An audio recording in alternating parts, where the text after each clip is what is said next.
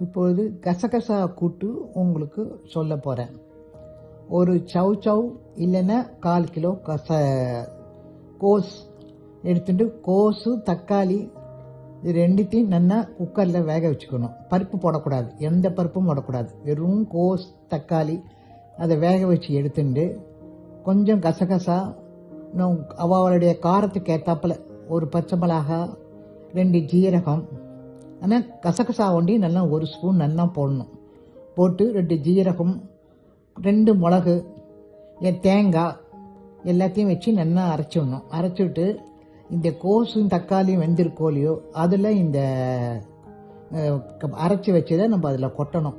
கொட்டி நல்லா கொதித்து இறங்கினோன்னே மிளகாப்பொடியெலாம் தேவையே இல்லை இதுக்கு. ஏன்னா நம்ம பச்சை மிளகா போட்டிருக்கனால மிளகாப்பொடியெலாம் ஒன்றும் வேண்டாம். உப்பை போட்டு நல்லா கொதித்த உடனே ஒரு கரண்டி தயிர் அதில் விட்டு நல்லா கலந்து இறக்கி வச்சுடணும். இறக்கி வச்சுட்டு தேங்காய் எண்ணெயில் ஒரு கடுகு, உளுத்தம்பருப்பு, கொஞ்சம் பெருங்காயம் தாளித்து கொட்டிடணும். கொட்டா இது சப்பாத்திக்கு தொட்டுக்கலாம், பிசிஞ்சும் சாப்பிட்லாம். எது பண்ணாலுமே இது நல்லாயிருக்கும் இந்த கூட்டு.